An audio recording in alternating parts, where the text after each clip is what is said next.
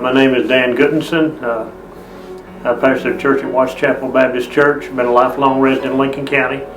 I received a kidney transplant 11 years ago.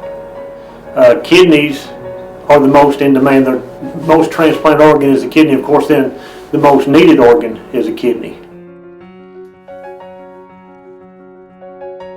Well, my family has a history of polycystic kidney disease, and I knew very early in life that I was probably going to have the disease and going to have a transplant.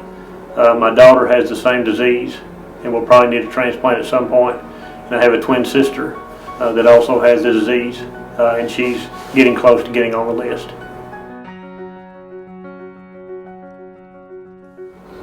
Of course, I knew I had the disease some years ago when I did some kind of probably physical in high school. And so they monitored every once in a while to keep an eye on the kidney function. I always did a ultrasound occasionally to see how many cysts were growing on the kidney. Polycystic kidney disease, many cysts on the kidney, and the cysts grow so large that they destroy the kidney. And so when my creatinine level got high enough, they put me on the donor list, or on the recipient list. I made it known to the church where I was at, and some of the folks said, "What would be tested?"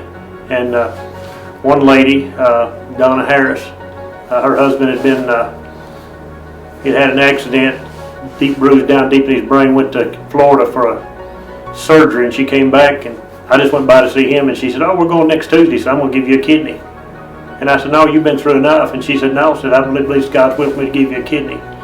And so it worked out, and we went in. Of course, she was a match, and there are some markers, indicators on the kidney, blood type, all that's got to come together to match. And she was a match, and like I say, 11 years later, we're doing well.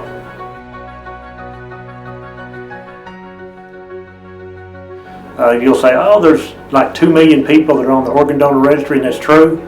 But of those, just shockingly, less than 1% of those will die in such a way that they can be an organ donor. Matter of fact, I think it's 3 out of 1,000 only. So you figure that gets to be a real small number. And there are a lot of folks on the donor waiting list, or on the recipient waiting list. 19 people, I think it is, a day die waiting for a life-saving organ. People have to die in such a way that they can be an organ donor. You have to be on life support when the kidney or the liver or the lungs are harvested.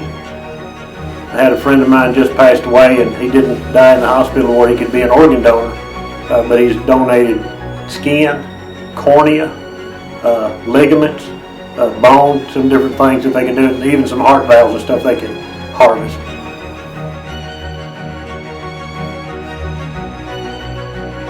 But it gives a gift of life, and not only life, but a quality of life. And I would encourage people to sign up on the organ donor registry.